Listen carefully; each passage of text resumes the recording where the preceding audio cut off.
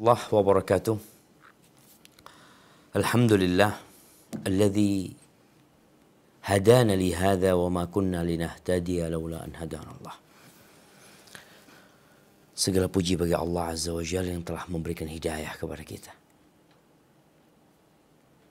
Memberikan petunjuk. Menunjukkan jalan kebenaran. Menggerakkan hati agar kaki melangkah untuk menggapai kebaikan dan kebenaran.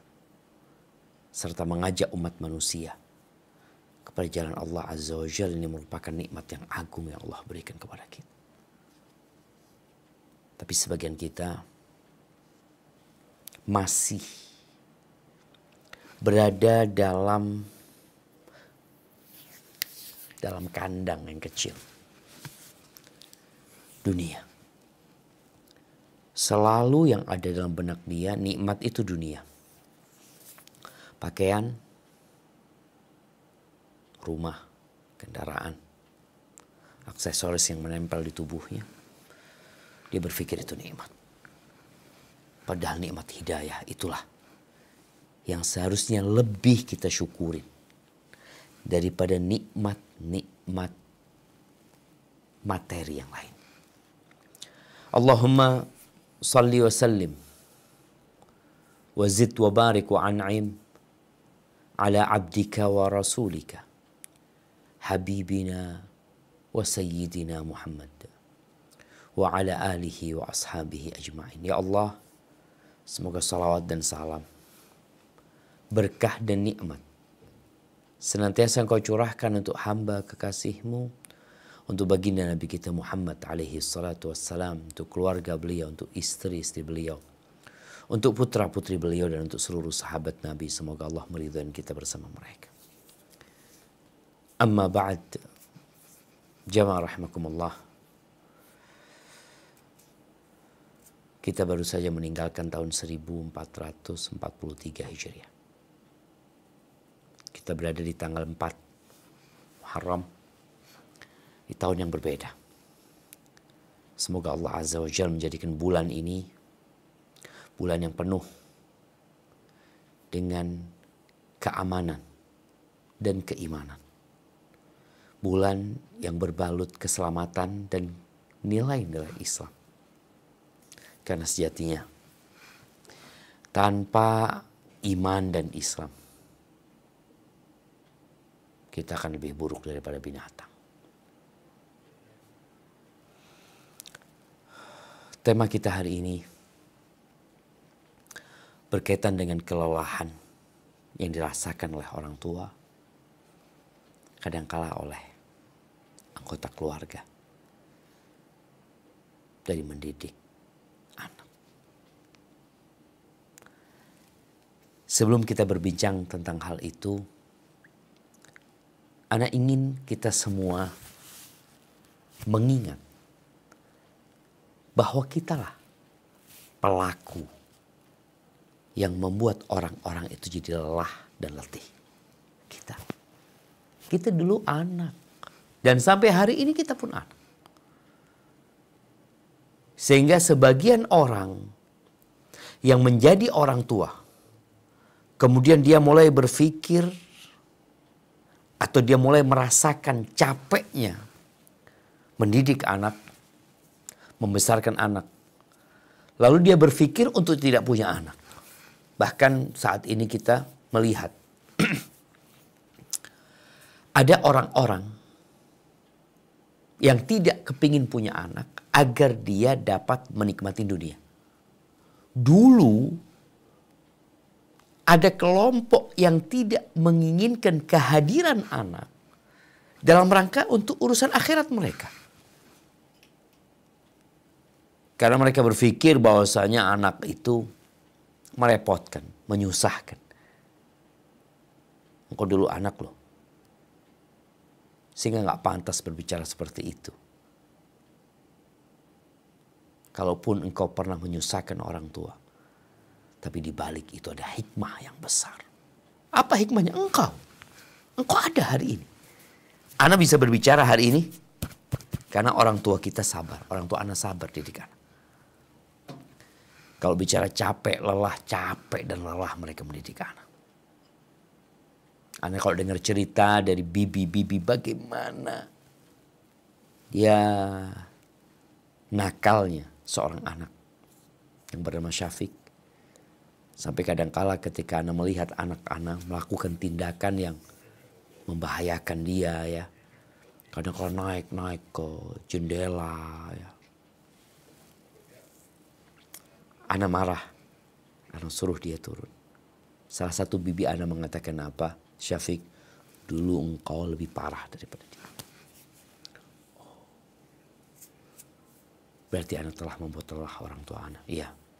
Dan sekarang anak-anak kita membuat lelah kita. Jamaah rahimakumullah. Anak itu perhiasan kehidupan dunia.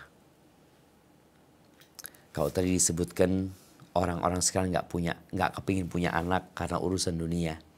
Orang dulu nggak kepingin punya anak supaya fokus ibadah. Allah Azza wa Jalla mengatakan,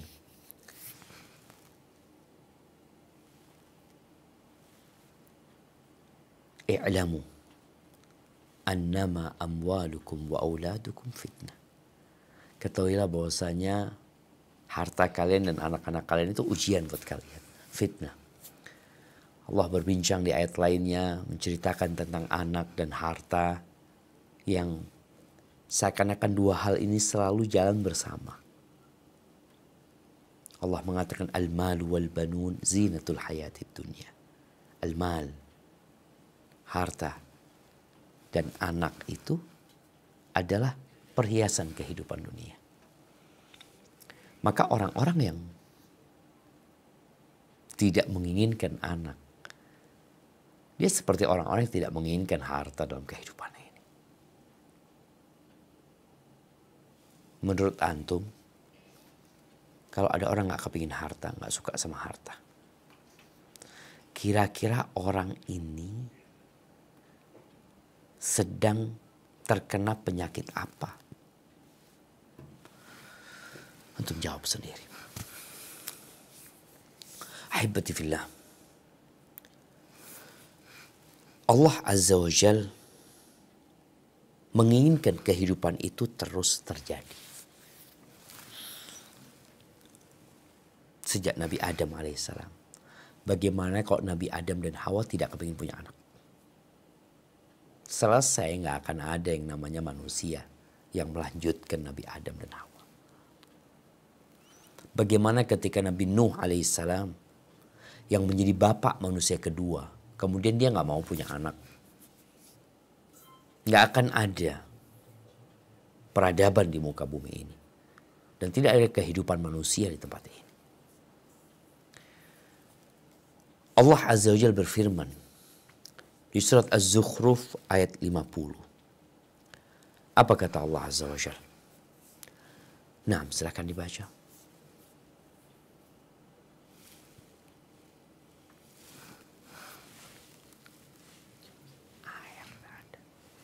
أعوذ بالله من الشيطان فلما كشفنا عنهم العذاب هم Afwan, ينكثون. Az-Zukhruf ayat nah, betul. 4950 atau 50 saja Ustaz? 4950. Tunggu, berarti Anda salah, bukan Az-Zukhruf. Bentar.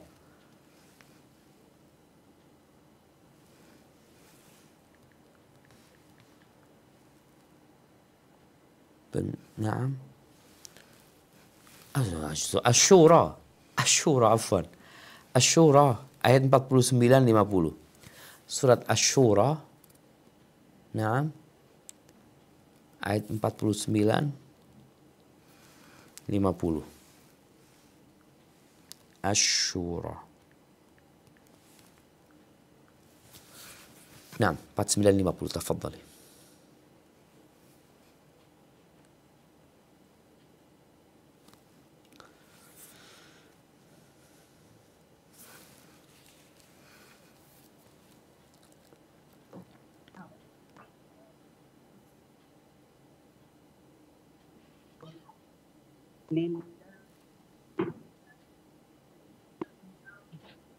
Ya.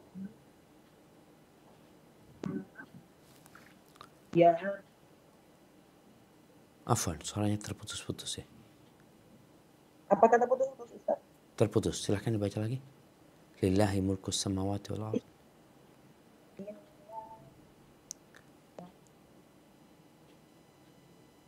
Ya, Gak terdengar suaranya. Atau karena oh, jaringan.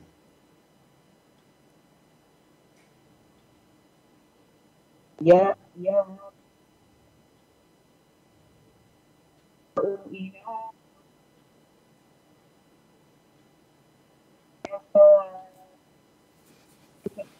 buku.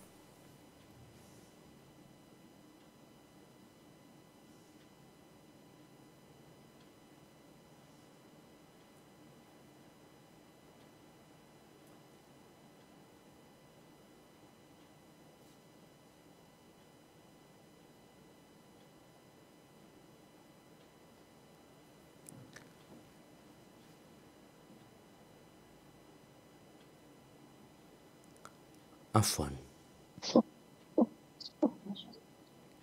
Nah, Bismillah Ustaz. A'udzu billahi minasyaitonir rajim.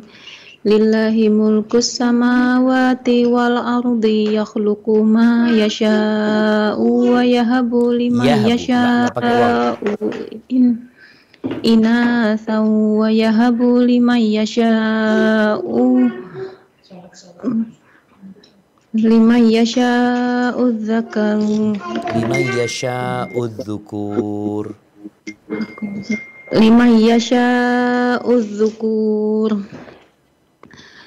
aw yuzawwijuhum dzukuranan wa inathan wa yaj'alu man yasha'u aqiman innahu alimun qadir. Kepunyaan Allah lah kerajaan langit dan bumi. Dia menciptakan apa yang Dia kehendaki. Dia memberikan anak-anak perempuan kepada siapa yang Dia kehendaki dan memberikan anak-anak lelaki kepada siapa yang Dia kehendaki. Atau Dia menganugerahkan kedua jenis laki-laki dan perempuan kepada siapa yang dikehendakinya. Dan Dia menjadikan mandul siapa yang Dia kehendaki. Sesungguhnya Dia Maha mengetahui lagi Maha kuasa. Masya Allah, jemaah. Nah, Allah Maha mengetahui dan Allah Maha kuasa. Allah yang menciptakan alam semesta ini.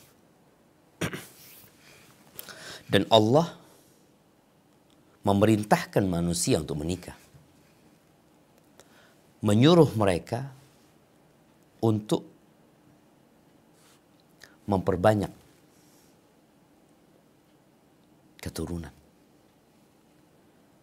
Bagaimana di dalam hadis yang diriwayatkan Abu Dawud, ketika datang seorang menjumpai Nabi SAW, lalu dia berkata, apa kata dia? Inni asabtu mra'atan dzata hasabin wa jamal. Aku nih mendapatkan seorang wanita yang mau dia nikahin. Dia itu wanita terhormat, bangsawan, dan dia itu cantik, masya Allah. Wa innaha la talid. Cuma ada satu kekurangan dia nggak bisa punya anak. Afa atazawwajuha, boleh aku menikahi dia? Qala la. Kata Nabi SAW, la. Supaya kita tahu bahwasanya tujuan pernikahan itu bukan hanya menyalurkan syahwat. Tapi ada tujuan lainnya. Tsumma atahu tsaniyah. Lalu datang lagi nih orang kedua kalinya. Datang lagi sama dia sampaikan hal yang tadi kepada Nabi SAW. Nabi melarang dia untuk menikahinya. Ternyata dia ini maksa. Kenapa nggak boleh gitu? Maka dia datang lagi untuk ketiga kalinya.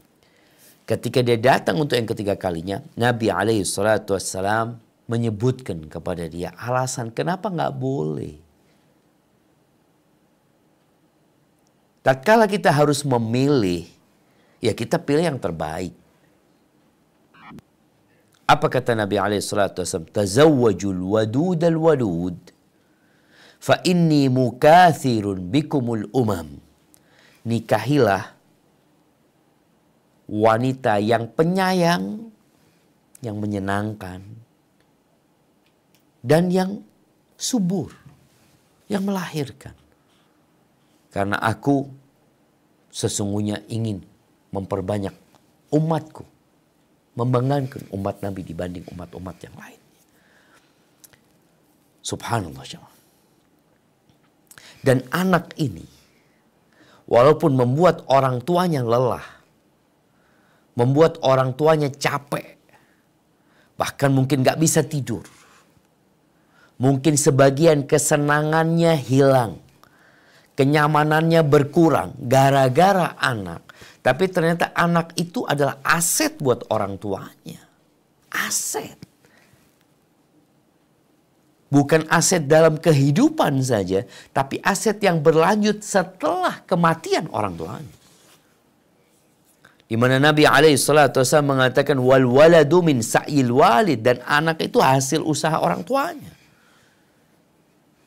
Kita punya umur nggak panjang.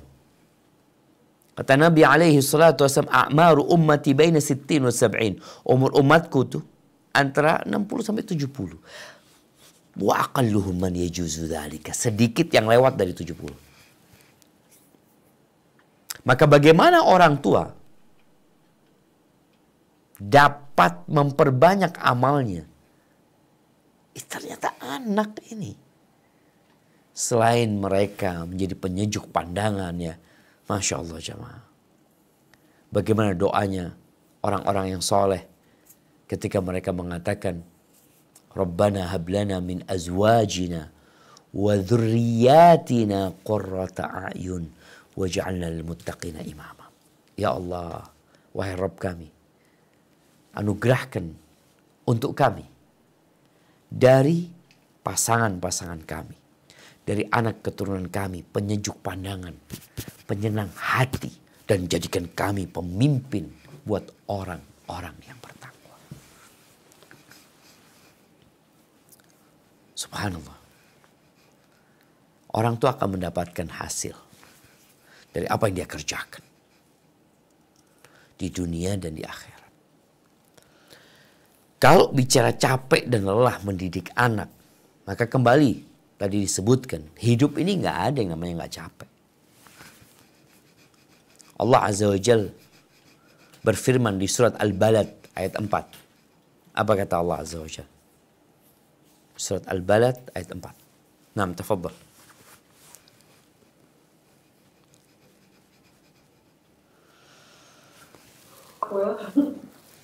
A'udzu billahi minasyaitonir rajim. Laqad khalaqnal insana fi kabad. Ayahsabu anna yaqdiru alaihi ahad. Hasbuki, cukup. Bismillah. Artinya? Sesungguhnya kami telah menciptakan manusia berada dalam susah payah. Apakah manusia itu menyangka bahwa sekali-kali tiada seorang pun yang berkuasa atasnya?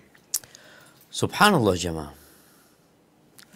Kalau bicara penciptaan manusia itu dalam susah payah, sehingga kalau ada orang tua yang merasa susah didik anaknya, dia juga sama seperti itu. Bagaimana tatkala anak ini di perut ibundanya, nyusahkan orang lain udah. Nyusahkan bapaknya, memikirkan, nyusahkan ibunya, memikirkan, mengandung, kemana-mana dibawa itu anak. Sampai ketika umur 7 bulan dalam kandungan mulai membuat orang tuanya lebih susah lagi. Tapi kenapa orang-orang kepingin punya anak? Mereka punya iman. Orang yang beriman. Yang menyebabkan seorang ibu itu, yang muslim ya, kepingin punya anak. Karena dia memikirkan urusan dunia dan urusan akhirat. Kalau orang-orang non-muslim mungkin dia hanya berpikir urusan dunia. Maka sebagian mereka nggak mau punya anak tapi ngambil anak. Karena dia mau capek. Tapi seorang ibu Masya Allah ketika dia ngandung, bayangin ya. Bagaimana pahala dia ketika dia mengandung itu anak yang dia berharap anak ini akan memakmurkan bumi ini. Dia berharap anak ini akan menjadi imam, akan menjadi orang-orang yang bermanfaat. Semua kelelahan yang dia rasakan sejatinya akan mendapatkan balasan. Wal ajru biqadril masyaqqah. Dan balasan itu sesuai dengan kelelahan yang diterima. Bagaimana kemudian ketika anak itu lahir, orang tuanya susah, anak itu juga susah. Anak itu mau keluar dari rahim ibundanya. Bagaimana ketika dia keluar, lalu ada oksigen yang masuk ke dalam paru-parunya. Dia nangis, jemaah. Capek. Ada sesuatu yang dia rasakan. Bagaimana kemudian ketika dia sudah mulai nyusu sama ibunya, nyusahkan ibunya, dia juga susah. Belum bisa apa-apa. Kemudian ketika dia disapih, dia merasakan bagaimana sulitnya. Nangis tuh anak, demam, sakit. Ketika dipisahkan dari air susu ibundanya, dia minum susu yang lainnya. Dia makan makanan yang lainnya. Bagaimana kemudian ketika dia belajar berjalan, belajar merangkak sebelumnya. Kemudian bagaimana ketika dia sekolah, bagaimana dia dimarahin ya. Ini orang tua yang merasa lelah, tuh anak capek loh. Anda merasakan bagaimana anak-anak ketika disuruh sekolah pagi itu ribut. Yang ada tidak mau sekolah, yang ada lari ke sana, yang ini itu. Jangan berpikir kitanya yang capek, mereka juga capek, mereka juga lelah. Mereka dipaksain untuk mendapatkan sebuah kemuliaan. Karena kita tahu mereka nggak paham, mereka nggak ngerti. Maka supaya kita juga paham. Allah itu tahu dengan maslahat kita. Nabi Muhammad alaihissalatu diutus sebagai rahmatan lil alamin. Dia tahu dengan apa yang dibutuhkan sama kita. Beliau jelaskan. Beliau larang kita untuk berpikir untuk tidak punya anak. Karena di situ ada pahala. Bagaimana ketika anak itu mulai beranjak SMP ya. Bagaimana dia dimasukkan ke pondok. Dia capek loh. Oke, kita juga capek. Hadza huwa. Supaya jangan berpikir kelelahan sepihak. Jangan berpikir anak capek ngurusin anak. Anak juga capek diurusin sama orang tua. Tapi inilah kehidupan. Allah menjadikan dunia ini darul bala. Engkau mungkin berpikir gak punya anak. Enak. Enggak juga.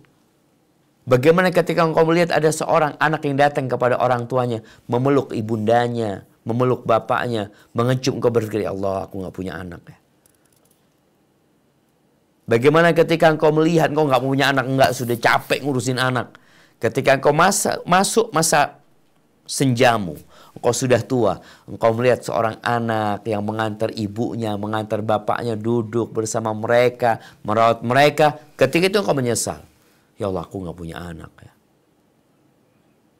Jadi ahibati fillah, anak ini perhiasan kehidupan dunia dan aset untuk akhirat. Bagi siapa? Bagi orang-orang yang cerdas.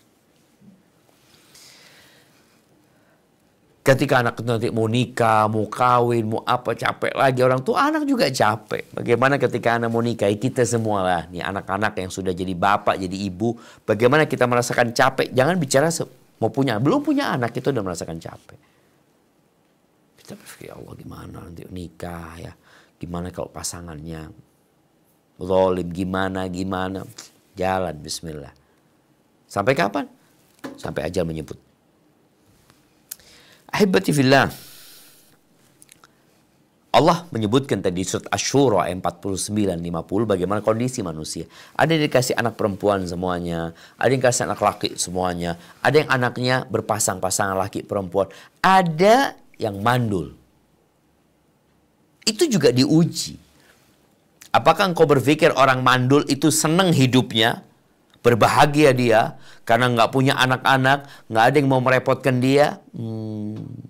Di dalam diri kita ditanamkan hubbus syahwat minan nisa wal banin. Kita kepingin punya anak. Maka kalau ada orang berpikir yang nggak mau punya anak, sejatinya dia sedang menyelisihi fitrahnya. Dia nggak mau capek. Dia menyelisihi tabiat kehidupan ini. Seorang orang yang bekerja, orang-orang kaya raya, nggak capek mereka. Lelah jamaah.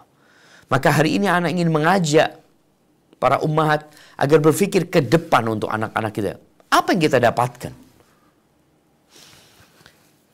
Ahibati fillah, Al-Imam As-Suyuti dalam kitabnya yang berjudul Al-Amru Bil-Ittiba' wa Nahyu Anil Ibtida'.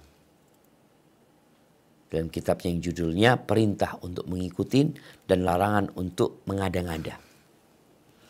Beliau berkata, ada di antara manusia ini yang mengatakan, alladzi yuridul walad ahmaq. Orang yang ingin punya anak itu orang bodoh. Orang, ini salah satu kelompok, ada yang mengatakan, alladzi yuridul waladu ahmaq. Orang yang kepingin punya anak itu orang bodoh. Ini kata mereka. Falanalad dunya wal akhirat. Dia dengan punya anak nggak dapat apa-apa keuntungan lah dunia wal akhirat. Dia cuma dapat capek. Kata dia, in arada an ya'kul aw yanam aw yajami naghasa alaih. Ini orang gara-gara punya anak, kalau dia mau makan direpotkan sama anaknya. Ya kita lihatlah, kalau mau makan anaknya ini kayak minta ini, minta itu. Anaknya nangis, anaknya berantem, makan jadi nggak enak. Oh ya, mau tidur, anaknya teriak-teriak, kita jadi nggak enak tidurnya. Atau dia hendak menghubungin istrinya, gara-gara anak nih. Akhirnya nggak berhasrat orang tua. Pokoknya anak ini sumber bencana lah. Ini kata sebagian orang. Makanya dia berpendapat, sebagian kelompok ini mengatakan, alladzi yuridul walad ahmaq. Yang mau punya anak itu orang bodoh. Wa in arada an yata'abbad syaghalahu aidan. Oke, ini urusan dunia. Mau ibadah dia direpotkan sama anaknya. Nih ibu mau sholat, anaknya nangis. Anaknya berantem. Anaknya mau pipis, anaknya ini itu. Pokoknya anak tuh ngerepotin. Ucapan ini adalah ucapan yang tidak tepat. Dan ini kekeliruan yang besar.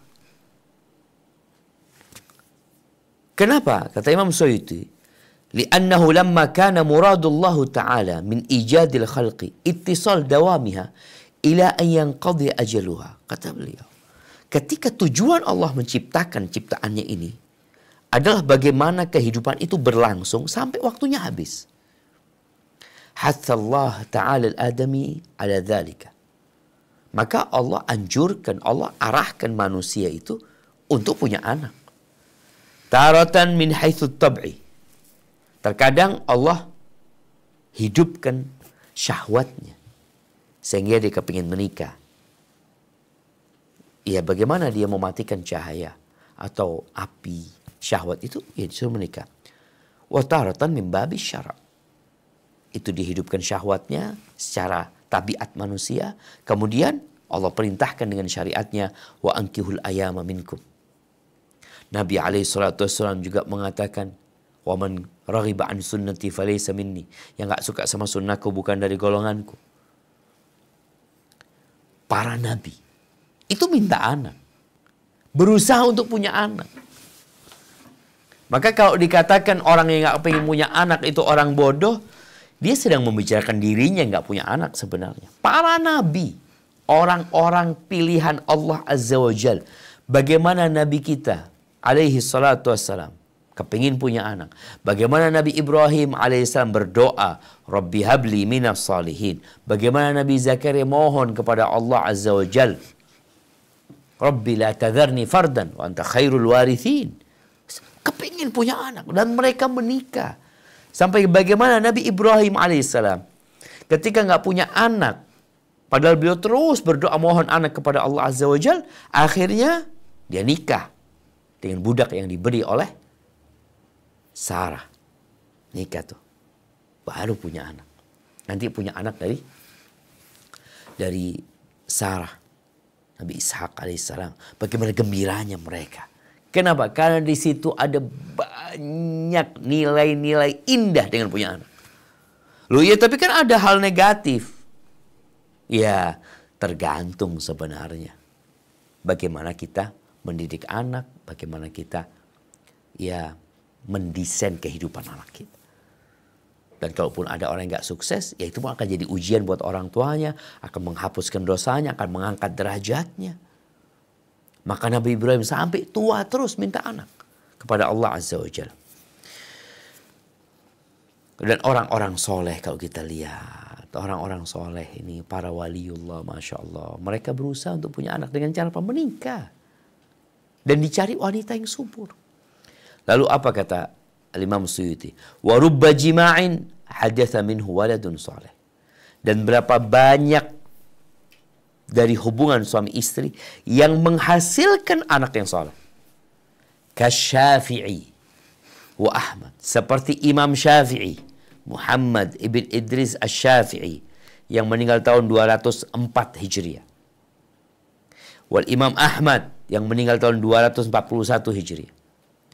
Kana khairan min ibadati alfi sana. Apa kata Imam Suyuti? Dua orang itu lebih baik daripada melakukan ibadah 1000 tahun. Ini bagaimana orang tuanya Imam Syafi'i, bapak ibunya, yang melakukan hubungan suami istri lalu menghasilkan al-Imam Syafi'i. Yang kalau dibandingkan Imam Syafi'i dengan ibadah 1000 tahun, lebih baik tuh Imam Syafi'i. Sekarang sudah 1444 Hijriah. Imam Syafi'i meninggal tahun berapa? 204. Sudah 1240 tahun yang lalu meninggal Imam Syafi'i, manfaatnya sampai hari ini. Maka kalau dikatakan lebih baik daripada ibadah 1000 tahun, udah lewat tuh Imam Syafi'i. Dan sampai hari ini, bagaimana pahala orang tuanya? Berapa banyak orang yang bermadhab Syafi'i, jutaan, puluhan juta, ratusan juta, yang mereka terus mengambil manfaat dari ilmunya Imam Syafi'i. Imam Ahmad bin Hanbal, sudah 1200 tahun yang lalu meninggal dunia. Sampai hari ini bagaimana ya besarnya, Masya Allah, pahala bapak dan ibunya Imam Ahmad. Waqad ja'al khabar, lalu disebut oleh Imam Suyuti, ada hadis yang datang yang menjelaskan bahwasanya dapat pahala. Orang mendatangi istrinya itu dapat pahala. Kata Nabi SAW, wa fi bud'i ahadikum sadaqah. Fi bud'i ahadikum. Dan kalian menghubungin istri kalian, itu dapat pahala sedekah.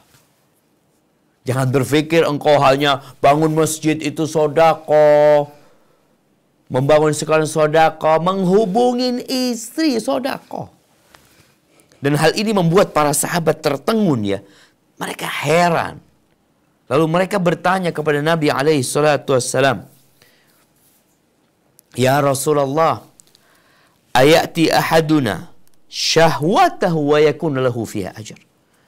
Ya Rasul, gimana nih seorang di antara kita mendatangin syahwatnya, menyalurkan syahwatnya, lalu dia dapat pahala? Apa kata Nabi SAW? Ara'aitum law wada'aha fil haram. Menurut kalian gimana kalau dia letakkan syahwatnya di tempat yang haram? Kana alaihi wizr, dosa nggak dia? Oh iyalah dosa. Fakadzalika idza wada'aha fil halal kana lahu ajr. Begitu pula ketika dia diletakkan yang di halal. Ini urusannya pahala. Anak nih sumber pahala. Iya, nggak bisa dipungkirin. Tetap ada kabad, ada kelelahan. Orang mau makan aja lelah jemaah. Mau makan. Ini yang mau makan siang. Kalau Anda lihat di rumah ya, ada pembantu yang motongin bawang. Tahu-tahu air matanya harus nangis. Ini belum makan, ini sudah air matanya meleleh. Motongin ini, motongin itu. Ngidupin kompor, masak. Makannya nanti zuhur. Capeknya sekarang udah. Iya. Semua harus dilewatin dengan kelelahan. Wa man ladzatu illa ba'da ta'ab. Dan kelezatan itu tentunya sesuai setelah kecapean dan kelelahan yang dirasakan. Kemudian disebutkan oleh Imam Suyuti untuk menggambarkan bagaimana anak ini dapat menjadi aset buat orang tuanya. Beliau mengatakan, wa kadzalikal ajru wath-thawab fi an-nafaqah 'ala az-zawja wal aulad. Begitu pula pahala dan ganjaran dalam memberikan nafkah kepada istri dan anak-anak. Subhanallah, Nabi SAW ya pernah mengatakan tentang orang yang kerja nih. Kerja, lelah. In kana kharja yas'a ala auladin lahu sighar. Kalau orang ini bekerja dalam rangka memberikan nafkah kepada anak-anak yang kecil. Capek tuh orang tua kerja. Dalam rangka dia memberikan nafkah kepada anak-anak yang kecil. Apa kata Nabi SAW? Fahuwa fi sabilillah. Itu orang di jalan Allah. Fi sabilillah. Jangan berpikir hanya perang yang fi sabilillah. Ini orang pun yang kerja untuk memberikan nafkah. Niatnya ngasih nafkah buat anak-anak. Fahuwa fi sabilillah. Subhanallah jamaah. Dan seorang anak yang bekerja dalam rangka memberikan nafkah kepada orang tuanya. Apa kata Nabi SAW? Fahuwa fi sabilillah. Itu orang di jalan Allah juga. Terus kita berpikir hanya memandang aduh capek ini itu. Jadikan kelelahan itu menjadi sumber pahala. Wa qad yamutu lahu walad fayabqa lahu dhukhran wa ajran. Dan mungkin ada sebagian kita yang punya anak mati sebelum balik. Mati sebelum balik jamaah. Bagaimana sedihnya orang tua. Bagaimana dia harus mengenang tuh anak yang sudah mulai bisa berjalan. Atau anak itu yang anak pertama yang ditunggu-tunggu. Tahu-tahu udah mati tuh anak. Jadi pahala dan jadi simpenan di akhirat. Ini orang tuanya. Ketika dia nggak, ya mungkin terlalu panjang hisapnya. Ada banyak dosa itu. Anak nungguin di pintu surga. Disuruh masuk ke surga. Enggak, kata mereka. Loh kenapa, kata dia? Hatta ya'tiya abauna. Sampai orang tua kami datang. Terus engkau berpikir enggak pengen punya anak.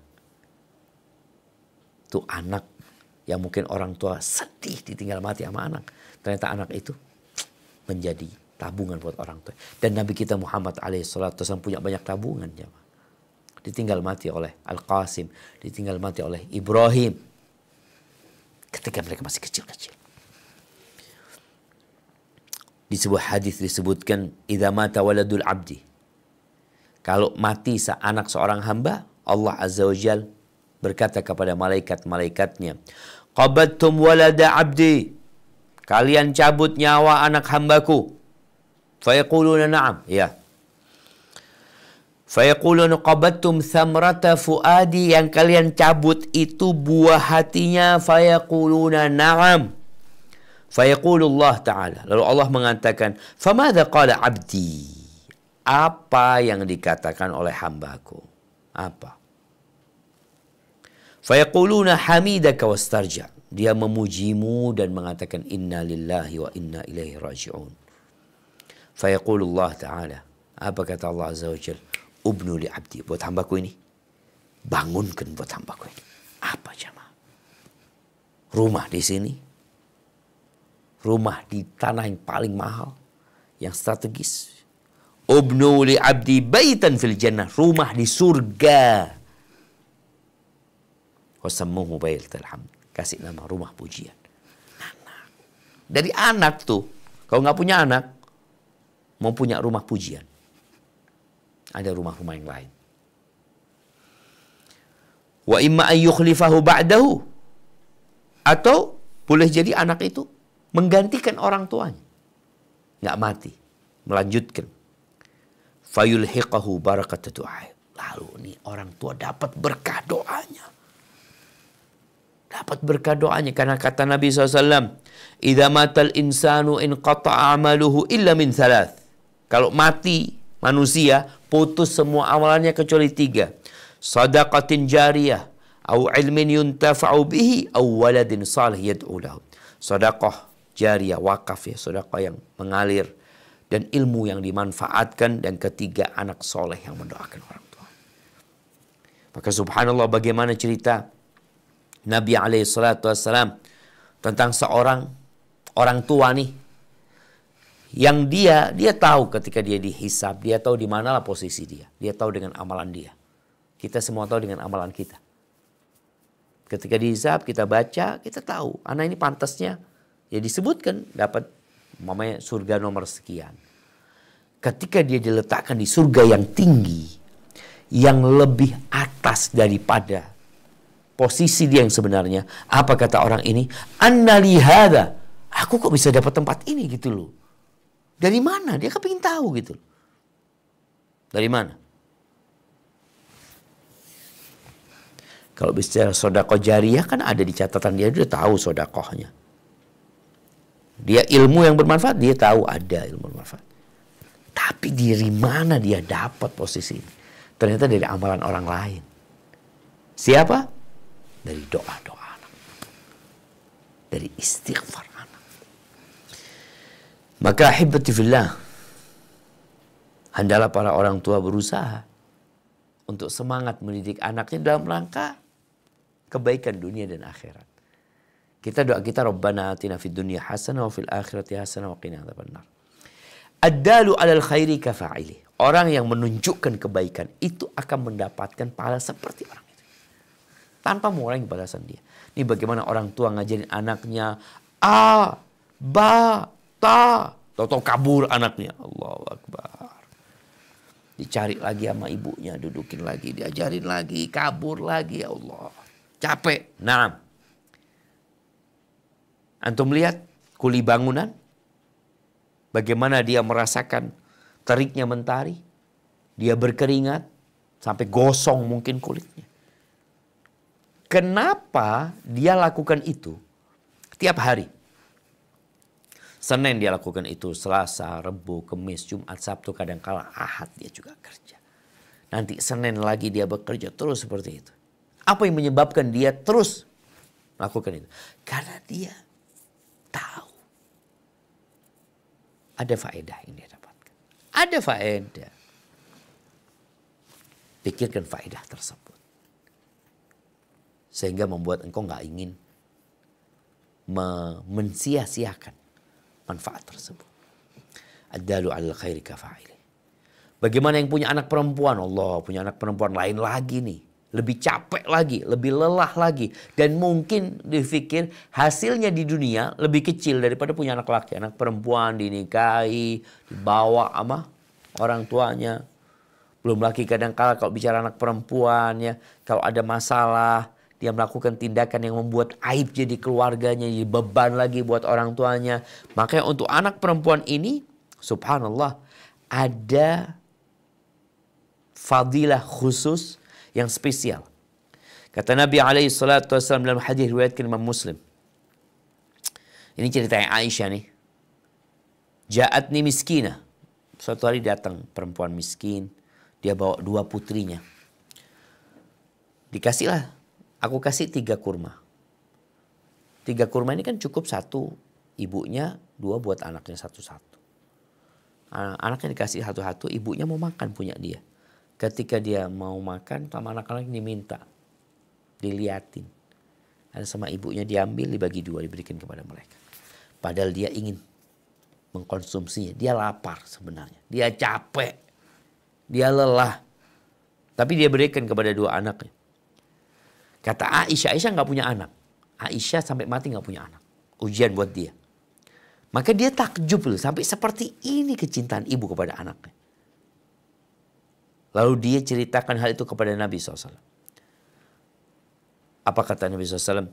Inna Allah qad aujaba laha bihal jannah. Allah sudah tetapkan buat perempuan ini gara-gara 1 butir kurma tadi yang dia berikan, atau gara-gara amalan dia mendidik anak-anaknya, surga. Allah sudah selamatkan dia dari neraka. Rawahul Muslim. Kemudian di hadis lainnya Nabi SAW mengatakan, man ala jariyatain hatta tablugha. Barang siapa yang membesarkan 2 bocah perempuan sampai balik itu perempuan ya, maka dia akan datang pada hari kiamat bersamaku. Kata Nabi SAW. Bersama Nabi SAW. Maka buat yang lelah, yang capek, lihatlah manfaat yang kau akan dapatkan. Itu insya Allah akan membuatmu, ya paling tidak lebih nyaman ketika orang berpikir sesuatu yang akan dia dapatkan itu akan memotivasi dia untuk bersabar. Dan ahibati fillah, kesabaran ini posisinya dalam keimanan. Kata Ali bin Abi Thalib, as-sabru minal iman bimanzilatir ra'si minal jasad. Kesabaran dalam keimanan itu kedudukannya seperti kedudukan kepala untuk badan jasad ini. Idza quti'ar ras, kalau nggak ada kepalanya apa gunanya jasad? Mati.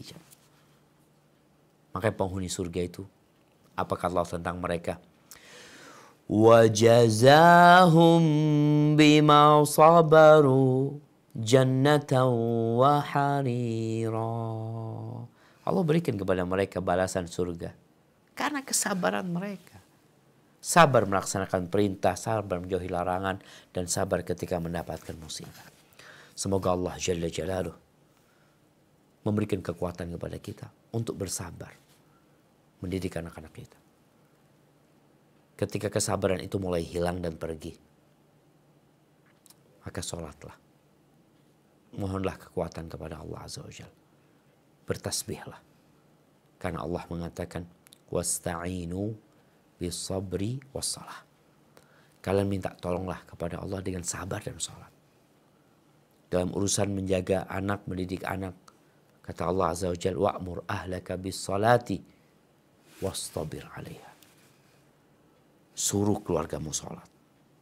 Anak-anak, istri, suami mungkin. Wastabir alaiha. Sabar. Plus. Wastabir ini sabar ekstra. La nas'aluka rizqa. Nahnu narzukuka. Wal aqibatu littaqwa. Kita nggak minta rizki sama kalian. Kita yang akan kasih rizki sama kalian. Dan akibat yang baik itu buat orang-orang yang bertakwa. Barakallahu fiik. Itu mungkin dapat Anda sampaikan. Kurang lebihnya mohon maaf. Mungkin kita masuk ke sesi tanya jawab. Nah, Anda kembalikan ke teman-teman di sana.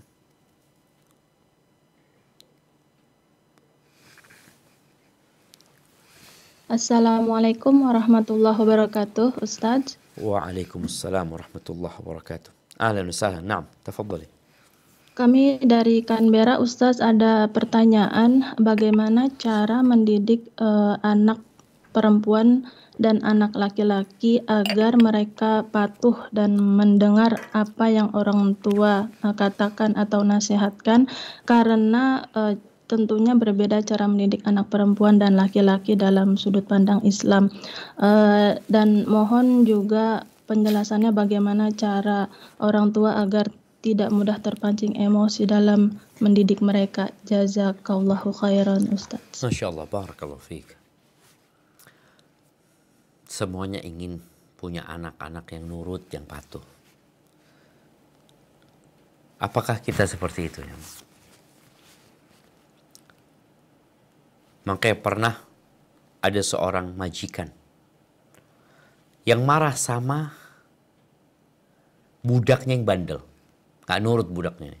Melakukan kesalahan lagi. Apa kata majikannya? Majikannya mengatakan, ma ashbahaka bisayyidika. Engkau mirip banget engkau. Sama siapa miripnya? Mirip kayak majikanmu ini.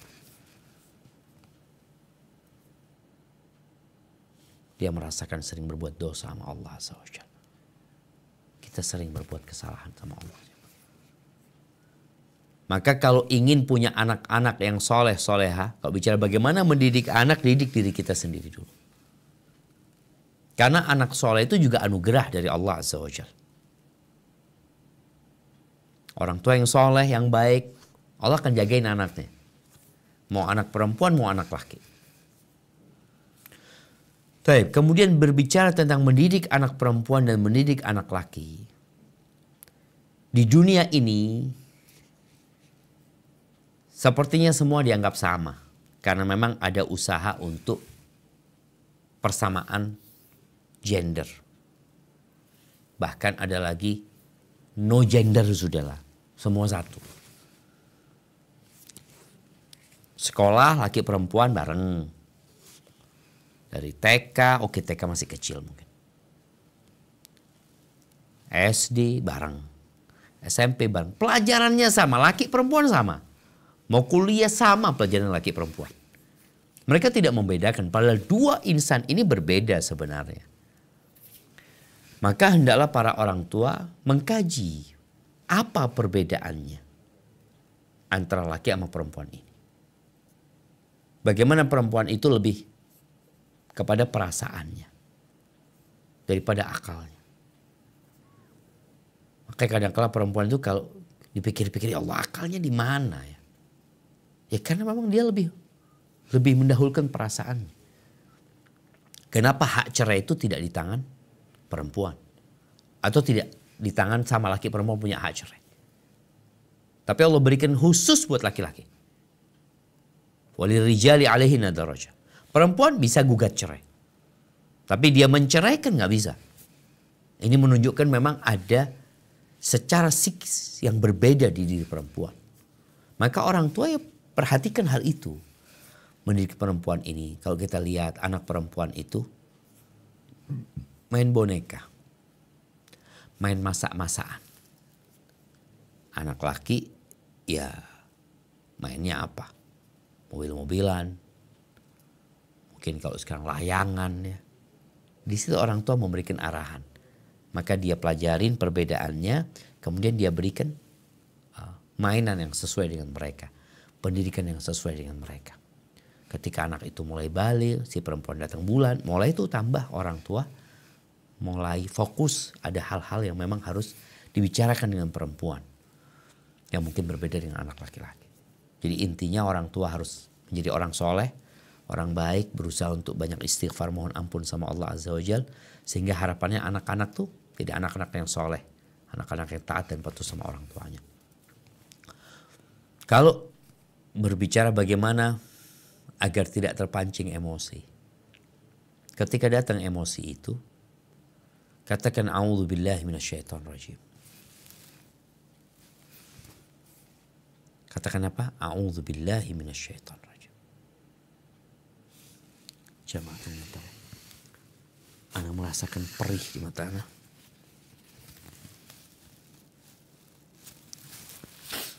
Ya. Jadi ketika datang amarah itu, baca a'udzubillahi minasyaitonirrajim.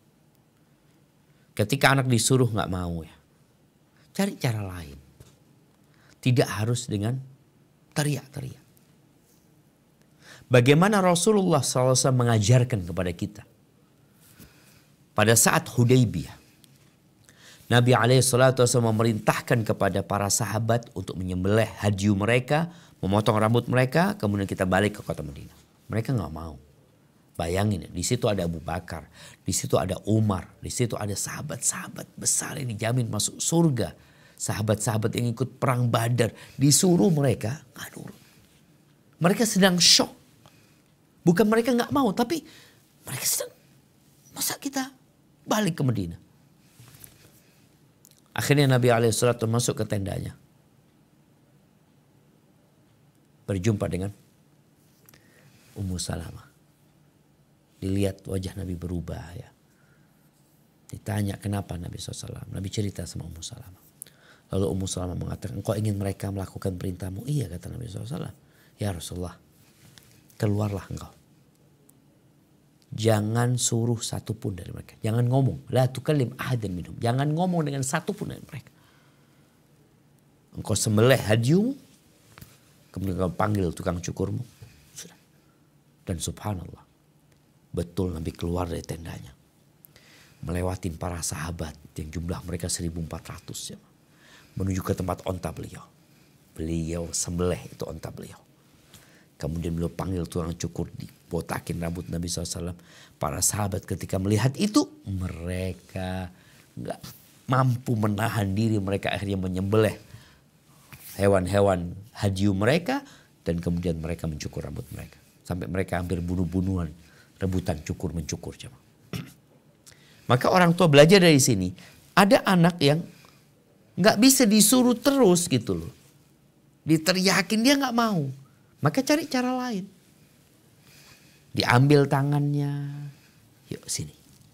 Dibawa mamanya nggak mau masukin mainan. Orang tua kadang-kadang teriak sekali, teriak lebih besar lagi, teriak lebih tinggi lagi, sampai tetangganya merasa dia yang dimarahin. Seharusnya dia pakai cara lain. Kalau diteriakin nggak bisa, mungkin tadi cara lain, yuk sama ibu sudah bismillah, balikin mainan, seperti itu. Jadi orang tua harus upgrade ilmunya juga. Bagaimana supaya dia bisa menguasai kondisi di rumah. Kenapa? Bintangnya di rumah tuh ibu. Dialah madrasah gitu loh. Kalau bintangnya redup, jadi redup semuanya. Maka bintangnya harus terang benderang. Maka terus belajar, terus upgrade ilmunya, dan terus memperbaiki diri. Semoga Allah memperbaiki anak-anak kita. Sambil terus mendoakan mereka. Barakallahu fikna. Assalamualaikum. Waalaikumsalam warahmatullahi wabarakatuh. Dari TL Ustaz. Tafadhal. Nah. Ada titipan pertanyaan. Suami saya pengusaha yang mengharuskan sering keluar kota. Sedangkan saya tidak bisa selalu menemani karena anak saya yang bungsu masih baru masuk sekolah. Sudah hampir 2 tahun suami saya mengutarakan keinginannya untuk berpoligami karena beliau khawatir akan terjerumus dalam maksiat karena syahwatnya.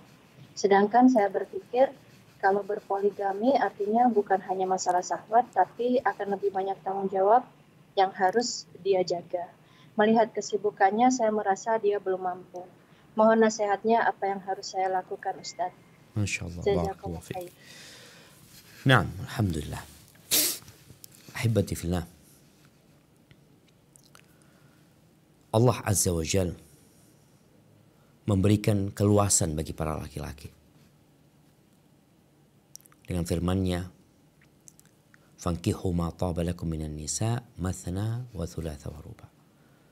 Fa in khiftum alla ta'dilu fawahidah aw ma malakat aymanukum." Nikahilah wanita-wanita yang baik, yang cocok buat kalian. 2, 3, 4. Kalau takut tidak bisa berlaku adil, maka cukup 1. Atau budak-budak. Kondisi tadi ibu yang bertanya tentang suaminya. Ya, banyak suami yang jadi rusak. Ketika dia jauh dari istrinya. Tidak semua teman kerja dia baik. Dan juga lingkungan banyak mempengaruhi. Di kantor dia, di jalan dia. Baik dengan wanita-wanita yang menggoda ya. Maka apa solusinya? Duduk sama suami. Kalau ibu tadi mengatakan dia tidak mampu. Apakah benar tidak mampu dia? Atau ibunya yang tidak mau? Karena boleh jadi seorang yang tidak mampu secara tanggung jawab, dia membuat kesepakatan. Seorang suami, mamanya dia mau nikah yang kedua. Dia ngomong sama istri yang keduanya, aku hanya bisa datang ke sini mungkin sebulan 2 kali. Atau sepekan sekali.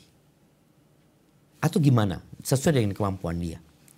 Kemudian bicara tadi, Ana nggak bisa nggak bisa memberikan nafkah yang banyak. Ana hanya mampu memberikan sekian. Sesuai dengan kemampuan dia. Dan sejatinya nanti rezeki akan berubah juga ketika dia menikah. Karena perempuan itu jadi tanggung jawab dia. Kalau memang kekhawatiran tadi takut nggak mampu dengan kesibukannya. Ya dia bikin kesepakatan yang dia mampu. Kalau ternyata memang nggak ada yang mau dengan kesepakatan itu. Dan juga tolong para wanita memberikan arahan kepada suami yang hendak menikah lagi nantinya. Untuk memilih wanita yang soleha. Bukan memilih wanita yang nggak jelas.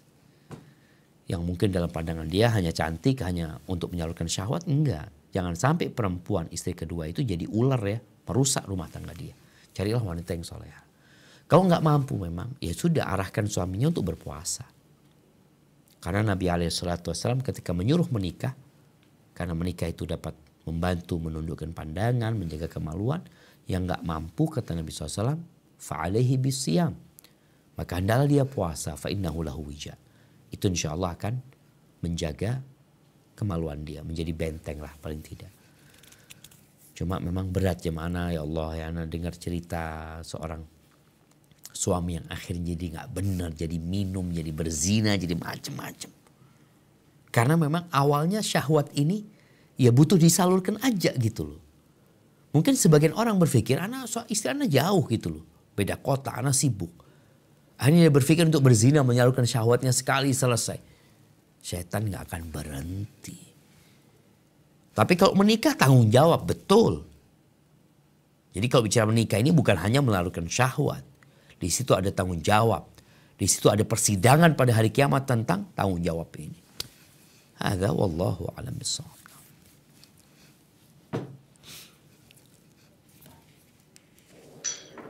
Assalamualaikum Ustadz dari Sydney. Waalaikumsalam warahmatullahi wabarakatuh. Ahlan wa sahlan. Naam, tafadhali. Ini pertanyaan dari ibu-ibu di sini Ustadz. Banyak yang punya anak kecil. Sedangkan di sini kan musim dingin Ustadz. Kita berusaha jaga wudhu gitu Ustadz. Pertanyaannya, batalkah kalau kita, maaf ya Ustadz, nyebokin anak, bukan bayi tapi kayak umur 7 tahun, 5 tahun gitu Ustadz. Apakah itu batal jika menyentuh vitalnya? Jazakallah khair. Barakallahu fiik. Naam jamaah, masalah ini ada khilaf di antara para ulama ya. Apakah itu membatalkan wudhu atau tidak? Memang lebih berhati-hati ya berwudhu kembali ketika mereka menyentuh kemaluan anak-anaknya. Jadi masalahnya apakah menyentuh kemaluan itu membatalkan wudhu atau tidak, insya Allah para ummahat juga sudah faham masalah itu. Ketika melihat atau mengikuti pendapat yang mengatakan membatalkan, ya akan membatalkan wudhu mereka ketika itu. Wallahu a'lam bishawab. Nah.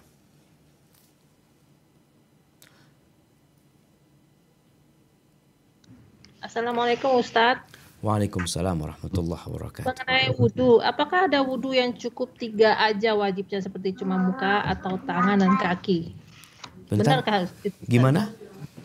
Ada yang bilang wajibnya wudhu hanya 3 bagian aja, muka, tangan dan kaki. Apa benar itu Ustadz? Muka, tangan dan kaki.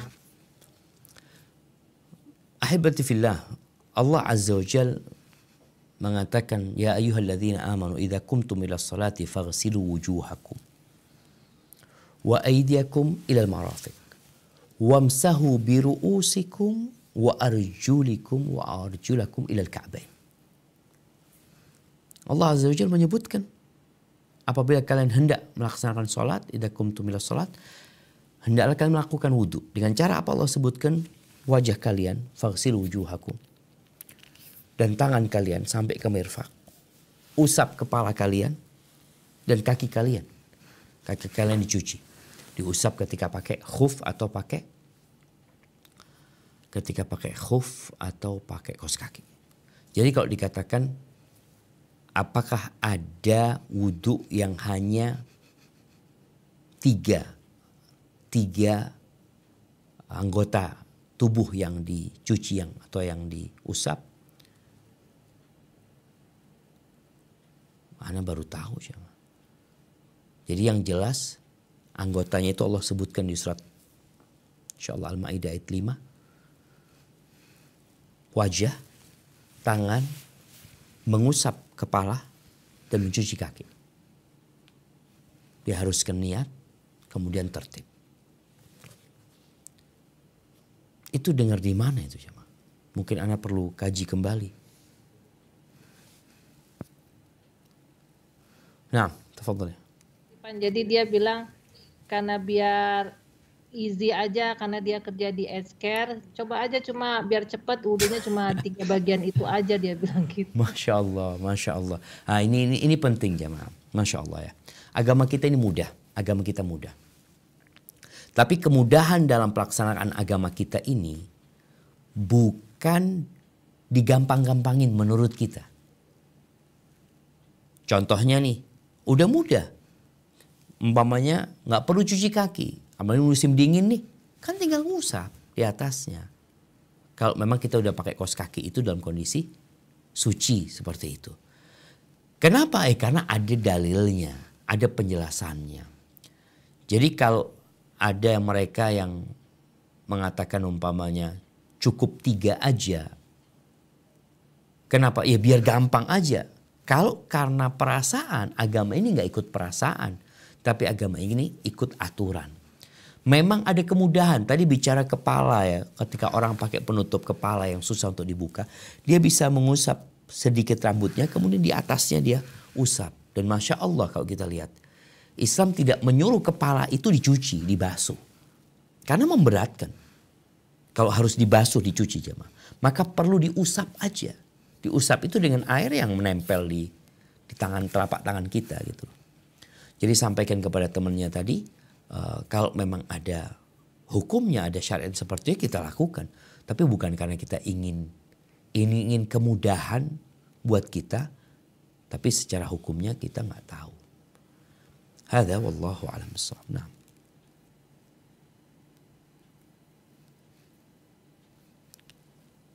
Assalamualaikum Ustaz.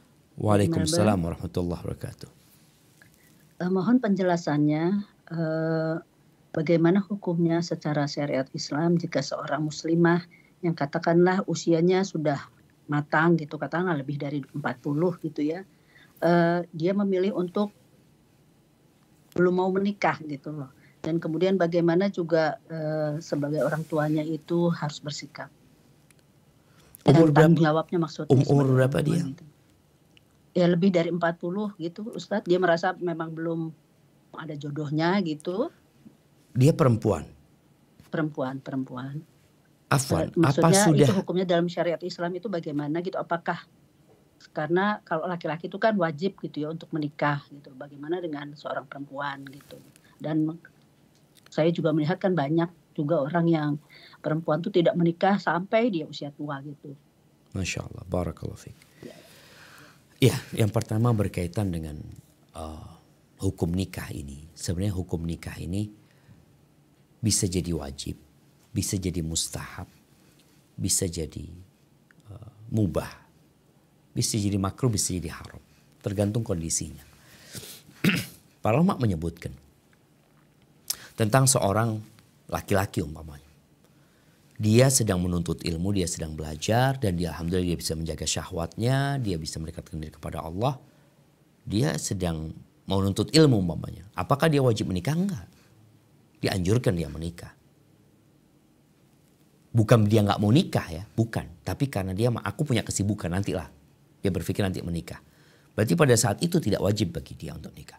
Tapi bagi seorang laki-laki yang ketika itu syahwatnya sudah membara, kalau dia nggak nikah, dia dapat berzina, jatuh wajib buat dia pada waktu itu menikah. Terus bagaimana dengan seorang wanita? Ya sama aja sebenarnya wanita ini. Ketika wanita itu, cuma perbedaannya kan wanita ini nunggu. Atau kalau bicara nggak nunggu, dia bisa mencari lewat orang tuanya yang mencarikan atau kerabatnya. Yang terpenting dalam masalah ini, dia bukan tidak mau menikah. Bukan. Dia mau menikah, cuma yang dikatakan mana jodohnya. Afwan, kemudian kalau dikatakan ada yang makruh umpamanya, ada yang makruh, ada yang haram menikah. Kadang ada seorang laki-laki yang dia mandul, afwan, dia impoten. Maka ketika itu dia nggak dianjurkan menikah gitu loh. Ada apa dia menikah? Dia tidak ada yang bisa dia lakukan ketika itu. Sebagian ulama mengatakan kalau istrinya mau nerima ya udah mubah-mubah aja. Karena mungkin istrinya ya dia hanya butuh status ya. Dia juga mungkin nggak punya syahwat yang tinggi. Jadi intinya ketika seorang wanita tidak menikah, kalau dia tidak mau menikah karena ingin beribadah kepada Allah Azza wa Jalla, ini yang tidak diperintahkan dalam agama, tidak diperbolehkan dalam agama. Tapi kalau dia memang mengatakan, ya memang belum ada jodohnya, mau gimana gitu loh. Dan wanita itu semakin tua, semakin sulit jodohnya. Apalagi kalau untuk menjadi istri pertama kadangkala ya. Boleh jadi mungkin dia menikah sama duda atau jadi istri kedua. Boleh jadi dia nggak siap untuk jadi istri kedua. Atau dia nggak siap untuk jadi istrinya duda. Karena untuk merawat anak-anaknya butuh, dia nggak punya pengalaman untuk itu. Jadi hukumnya tergantung kondisi perempuan tersebut. Yang penting jangan sampai tadi dia menolak menikah sebenarnya. Dia kepingin menikah, cuma mungkin belum ada jodohnya. Dan ada laki-laki yang sampai meninggal nggak menikah. Apakah dosa? Ya dilihat kenapa dia tidak menikah. Hadza Wallahu a'lam bishawab.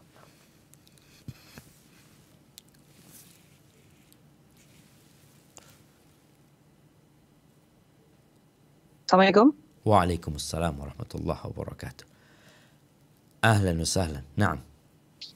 Dari Brisbane, Ustaz. Fadhali barakallahu fikum.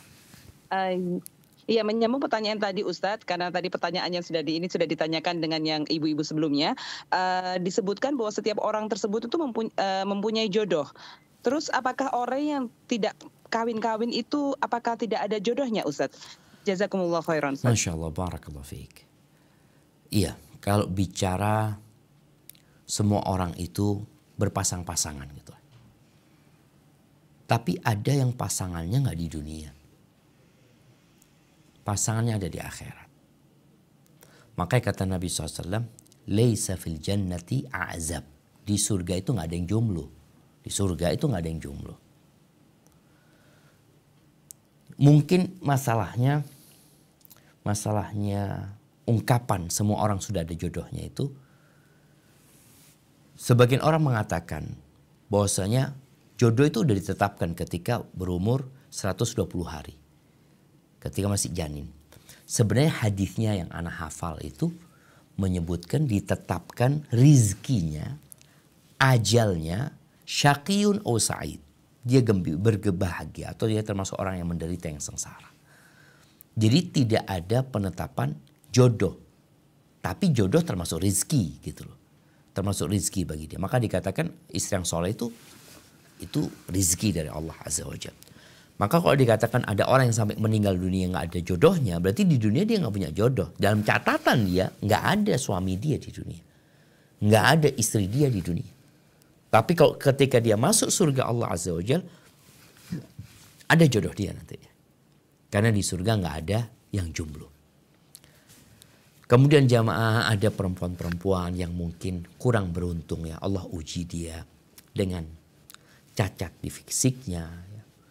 Atau Allah uji dia dengan wajah yang tidak cantik ya. Maka di sini perempuan-perempuan yang punya suami, hendaklah dia bersyukur kepada Allah Azza wa Jalla.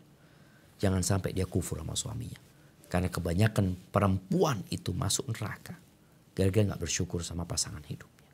Alhamdulillah engkau lihat kepada kelebihan pasangan hidupmu. Dan engkau lihat kepada orang-orang yang ya tadi dikatakan gak beruntung mungkin dia dari sisi wajahnya, fisiknya, sehingga nggak ada yang mau sama dia.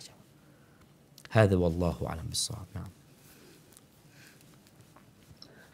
Assalamualaikum warahmatullahi wabarakatuh, Ustadz. Waalaikumsalam warahmatullahi wabarakatuh. Naam, tafadhal. Ini dari Canberra lagi, Ustadz. Ada pertanyaan. Apa hukumnya belanja dengan sistem tukar poin? Apakah itu termasuk riba? Misalkan kita belanja seharga $100, dapat poin 200. Jika poinnya sudah mencapai 1.000 bisa ditukar dengan uang $5.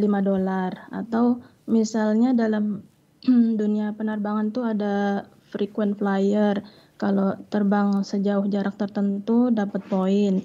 Kemudian setelah poin dikumpulkan, ditukar poin itu untuk mengupgrade kursi dari kelas ekonomi ke bisnis. Bagaimana hukum sistem reward seperti itu, Ustadz? Jazakallah khair. Masya Allah, barakallah fiik. Iya, mungkin nanti ditanyakan kepada yang lebih berkompeten dalam masalah ini. Tapi yang jelas, riba itu ketika di situ ada keuntungan dari penyimpanan uang di sana atau utang piutang tadi, maka dikatakan kullu qardin jarra naf'an fahuwa riba. Semua bentuk utang piutang yang mendatangkan faedah, keuntungan, maka itu riba. Maka kalau dikatakan tadi nggak ada, sebenarnya ya dia beli dapat poin gitu loh. Nggak ada dia nyimpan uang kemudian uang itu berbunga, enggak. Insya Allah nggak ada masalah. Seperti tadi ketika dia naik pesawat, dia beli gitu. Dia beli tiket, tapi oleh pihak maskapai dikasih bonus, dikasih poin. Poin ini dapat ditukar gitu nantinya. Ditukar tadi dengan di-upgrade atau apapun. Semoga nggak ada masalah ya. Karena wallahu alam tadi anda lihat tidak ada di situ unsur utang piutang, tidak ada unsur simpan menyimpan uang yang menyebabkan dia memberikan keuntungan karena duit kita di situ gitu. Hadza wallahu a'lam bishawab. Tapi mungkin lebih mantapnya ditanyakan kepada yang lainnya. Barakallahu fiik. Tapi jamaah tadi berkaitan, ada yang masih berkaitan dengan menyentuh aurat ya. Jadi yang jelas masalahnya memang ada khilaf di antara para ulama. Kembali kepada khilaf tadi, apakah menyentuh kemaluan itu membatalkan wudhu atau tidak? Yang berpendapat membatalkan wudhu, ya sudah, batal wudhu. Menyentuh kemaluan sendiri, kemaluan orang lain, mau kecil, mau besar, sama aja gitu loh, hukumnya gitu. Tapi yang mengatakan tidak batal, ya nggak batal gitu. Walaupun menyentuh kemaluan suaminya umpamanya, nggak batal wudhu dia. Jadi kembali kepada masalah khilaf tadi, Ana ingin mengingatkan hal itu. Hadza wallahu a'lam bissawab. Assalamualaikum warahmatullahi wabarakatuh, Ustaz. Dari Kuala Lumpur, mau bertanya lagi. Waalaikumsalam warahmatullahi wabarakatuh. Naam, tafadhali. Bagaimana cara menyampaikan kepada anak yang mulai balik bahwa pacaran itu tidak boleh? Karena sudah pernah disampaikan beberapa dalil dari Al-Quran dan Sunnah. Dan sepertinya mereka belum paham secara penuh. Dan penyampaian yang mudah dipahami untuk anak-anak bagaimana ya Ustaz? Bukan mereka nggak paham. Kita aja banyak hal-hal yang kita pahami tapi kita langgar. Ahibati fillah. Jadi seorang berbuat dosa itu bukan karena nggak paham. Tapi dia itu nggak paham dengan akibat dosa tersebut. Oleh karena itu Allah Azza wa Jalla menyebutkan tentang taubat ya. Innamat taubatu 'ala Allah lilladzina ya'maluna su' bijahalah. Taubat itu Allah akan terima dari orang yang melakukan kesalahan bijahalah, dengan kebodohan. Allah baru akan terima taubatnya. Maksudnya kebodohan ini bukan dia tidak tahu dengan hukum, dia tahu dengan hukum tapi dia melanggar gitu. Kalau dia nggak tahu sama hukum, ya dia makfu gitu loh. Anda nggak tahu, cuma dia mau belajar apa enggak gitu. Anda nggak tahu kalau ternyata ini nggak boleh. Sudah sekarang kau tahu tinggalkan. Tapi ada orang tahu, dia langgar. Itu pun seperti terjadi anak-anak kita. Mereka melanggar, mereka tahu. Mereka tahu, insya Allah mereka tahu. Tapi bagaimana sekarang tujuan orang tua kan bagaimana mereka bukan cuma faham. Tapi bagaimana mereka meninggalkan apa yang mereka fahami tentang perbuatan dosa itu. Maka di sini orang tua perlu menumbuhkan keimanan kepada Allah dan hari akhir. Sampaikan kepada mereka bukan masalah hukumnya, tapi sampaikan kepada mereka tentang ya bagaimana Allah Azza wa Jalla yang meletakkan hukum ini. Kenalkan mereka kepada Allah Azza wa Jalla. Kenapa pentingnya tauhid, yang menanamkan tauhid di diri anak-anak itu? Karena mereka akan merasa selalu diawasi sama Allah Azza wa Jalla. Soalnya mereka berbuat dosa ketika orang tuanya nggak ada. Mereka pacaran lagi, mereka hubungan lagi, orang tua kan nggak tahu. Tapi ketika ditumbuhkan dalam diri mereka kecintaan kepada Allah Azza wa Jalla, maka insya Allah akan membuat mereka jadi lebih takut lah. Kemudian sampaikan mereka tentang dahsyatnya hukuman dari Allah Azza wa Jalla. Itu akan membuat mereka juga khawatir ya. Kalau mereka melanggar perintah Allah, melakukan larangan Allah, bukan melanggar perintah Allah ya, melanggar larangan Allah, meninggalkan perintah Allah Azza wa Jalla, itu akan membuat mereka menderita hidupnya. Dan sampaikan mereka bicara tentang syahwat. Oke, semua orang punya syahwat ya. Bagaimana syahwat itu disalurkan dalam agama kita. Tadi dengan pernikahan. Bagaimana anak-anak itu diajak untuk berpuasa. Untuk mengkondisikan dan mengontrol syahwatnya. Mungkin seperti itu yang bisa dilakukan oleh orang tua ya. Wallahu a'lam bishawab. Nah. Assalamualaikum Ustaz dari Sydney. Waalaikumsalam warahmatullahi wabarakatuh. Gini Ustaz, jadi kalau saat kita lelah menghadapi anak itu, apa yang sebaiknya kita ucapkan untuk berzikir itu, apa kita boleh itu terus menerus istighfar menghadapi anak, atau sebaiknya kita mengucap hamdalah dengan artian kita itu bersyukur atas hadirnya anak kita gitu, tapi namanya manusia ya Ustadz, biasanya kan spontan gitu ya kalau istighfar, kalau lagi kesel itu terus menerus gitu Ustadz. Apa itu nggak apa-apa Ustadz? Nah. Atau harusnya bersyukur gitu? Masya Allah, barakallahu fiik. Iya, ahibati fillah. bicara istighfar. Istighfar ini pembuka jalan kebaikan. Perbanyak istighfar, nggak ada masalah. Terus beristighfar, mohon ampun sama Allah Azza wa Jalla. Hanya saja yang perlu dilakukan bukan hanya lisannya yang istighfar, tapi hatinya benar-benar memohon ampun kepada Allah Azza wa Jalla. Ditambah lagi mungkin kita mengingat, ana juga dulu mungkin ngerepotin orang tua. Ana dulu juga mungkin membuat orang tua kesusahan gara-gara astagfirullah. Engkau baca Rabbighfirli wali walidayya warhamhuma kama rabbayani shaghir. Ingat dengan perjuangan orang tua sehingga kita ketika repot sama anak kita, susah sama anak kita, lelah menghadapi mereka, kita juga ingat kita pernah membuat orang tua kita lelah loh. Capek, hanya saja kita sering lupa. Maka manfaatkan momentum itu untuk beristighfar, astagfirullah wa atubu ilaih, atau Rabbighfirli wali walidayya warhamhuma kama rabbayani shaghira. Sebagaimana mereka dulu mendidikku, merawatku ketika aku kecil. Maka silahkan dibaca ucapan-ucapan yang baik. Ketika muncul bisikan syaitan yang membuat dia untuk marah, katakan a'udzubillahi minasyaitonirrajim. Karena amarah dari syaitan. Jadi kadangkala kita ada pikiran-pikiran buruk itu, kita istighfar. Silahkan. Tapi yang lebih tepat ketika itu, baca a'udzubillahi minasyaitonirrajim. A'udzubillahi minasyaitonirrajim. Ketika merasa lemah gak mampu, ingat dengan ikrar kita, iyyaka na'budu wa iyyaka nasta'in. Ya Allah, hanya kepadamu beribadah, hanya kepadamu minta tolong kami ya Allah. Jadi silakan ucapan-ucapan baik itu dibaca, tapi kita semua harus menyadari bahwa Allah Jalla Jalaluh tidak mengabulkan doa yang bersumber dari hati yang lalai. Jangan sampai kita membaca ucapan itu ya hanya lisan kita gitu, tapi hati kita enggak.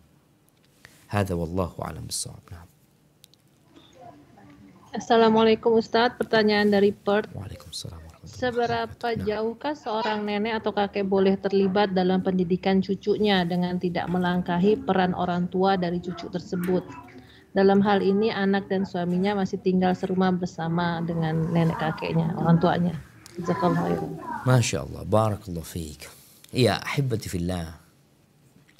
Kita lihat bagaimana peran Nabi SAW dalam mendidik cucunya. Ada beberapa riwayat yang lemah ya, yang menyebutkan bahwasanya waktu Hasan itu lahir, Ali hendak memberikan nama kepadanya Harb. Kata Nabi SAW, jangan kasih nama Hasan aja. Ketika lahir Husain mau dikasih nama Harb lagi. Diganti lagi sama Nabi Husain. Terus anak ketiga yang laki lahir, hendak dikasih nama Harb, kata Nabi dikasih nama Muhsin atau Muhassin. Namun riwayat itu dhaif. Tapi kalau kita lihat, selama yang disampaikan oleh kakek nenek ini, karena bicara kakek nenek itu adalah bapak ibu kita. Kalau Anda bicara abah sama ibu ana, itu kakek nenek buat anak-anak, buat ana itu bapak sama ibu ana. Jadi selama yang dilakukan oleh kakek nenek itu adalah sebuah kebaikan ya. Kemudian ya dia intervensinya itu memberikan arahan, memberikan masukan ya yang baik-baik. Maka bagi sang anak, bukan bicara cucu ya, bagi sang anak hendaklah mendengarkan dan menerima arahan-arahan dari orang tuanya. Karena kita bicara itu bapak ibu kita gitu. Ya kita diwajibkan berbakti sama mereka. Jadi mungkin seperti itu anak yang lihat. Orang tua itu memberikan arahan kepada anaknya. Dan anak wajib berbakti sama orang tuanya. Tinggal bagaimana dia menjalankan arahan itu terhadap cucunya. Kalau memang bisa atau mampu dia lakukan, ya dia lakukan. Karena ada anak kadang-kala marah sama orang tuanya. Gak usah ikut-ikut didik anak-anak gitu. Nah, ini ungkapan yang tidak tepat ya. Kalau memang ada pendapat orang tua yang kurang tepat ya untuk dijalankan dalam pendidikan anak, ya minta maaf. Sampaikan, iya ayah insya Allah nanti anak pikirkan kembali. Anak akan pertimbangkan ya. Makasih banyak udah dikasih arahan ya ayah sama bunda. Punya pengalaman yang besar dalam mendidik anak-anak, perlu belajar ya. Jadi ucapkan ucapan yang indah buat mereka sehingga mereka tidak merasa didurhakain sama anaknya. Walaupun kadang-kadang orang tua ada yang salah juga, terlalu dalam gitu loh. Tapi bagaimana sikap anak? Tetap menjaga perasaan orang tuanya. Apa kata Allah Azza wa Jalla? Wakhfid lahuma janaha dzulli minar rahmah. Wakhfid lahuma, rendahkan untuk keduanya sayap kehinaan, kerendahan ya. Seakan-akan burung yang meletakkan sayap kemudian orang tua naik ke atasnya. Wa qur rabbilhamhuma kama rabbayani shaghira. Dan katakan ya Allah, semoga Allah, wahai Rabbku, ampuni keduanya sebagaimana mereka mendidikku ketika aku kecil. Hadza wallahu a'lam bissawab. Kayaknya ke pertanyaan terakhir. Nah. Siap Ustaz. Siap Ustaz, dari Brisbane lagi Ustaz, mohon maaf di luar tema. Ini pertanyaan titipan, mungkin pernah ditanyakan tetapi karena ibunya masih baru nggak apa-apa. Bagaimana hukumnya berwudu di dalam kamar mandi dalam keadaan masih belum mengenakan pakaian? Apakah diperbolehkan Ustaz? Jazakumullahu khairan. Masya Allah, barakallahu fiik. Ya ahibati fillah. Ada, kalau bicara boleh aja. Bicara boleh, karena sejatinya bersuci itu ada dua. Bersuci yang berwudu, bersuci yang mandi. Sama seorang perempuan umpamanya, yang dia habis datang bulan, ya dia mandi. Itu suci dia. Seorang perempuan yang junub, kemudian dia mau sholat, dia mandi. Dalam kondisi telanjang dia mandi. Itu sudah mencukupin dia untuk sholat. Mandi wajibnya ya, mandi wajib itu mencukupi dia dari wudhu tadi. Wudhu pun seperti itu, nggak ada masalah dia berwudhu. Tapi kan kalau dia berwudhu di tempat yang lain, dia bisa baca bismillah. Tapi kalau masuk kamar mandi kan akhirnya baca bismillah ketika mau masuk tadi. Bismillah Allahumma jannibni syaitan jannibni syaitan mimma. Astagfirullahaladzim. A'udzubillahi minal khubuthil khaba'ith ya. Masuk ke sana, jadi ya udah nggak ada masalah, semua kegiatan dilakukan di sana. Nabi alaihissalam jamaah subhanallah, ketika beliau hendak mandi janabah, mandi junub, yang beliau lakukan pertama kali itu wudhu. Sebelum wudhu beliau cuci kemaluannya dulu. Beliau cuci, kemudian beliau berwudhu, kemudian beliau mandi. Seperti itu. Jadi nggak ada masalah wudhu dalam kondisi telanjang, seperti yang pernah dilakukan Nabi SAW ketika beliau sedang berwudu untuk mandi janabah beliau. Dan kita tahu nggak harus ya, mandi junub itu nggak harus berwudu dulu, tapi disunahkan. Tapi itu mungkin dapat Anda sampaikan jamaah. Kurang lebihnya mohon maaf. Yang benar dari Allah Azza wa Jal, yang salah dari diri Anda pribadi, Allah dan Rasulnya terbebaskan dari kesalahan itu. Subhanakallahumma bihamdika asyhadu an la ilaha illa anta astaghfiruka wa atubu ilaik. Assalamualaikum.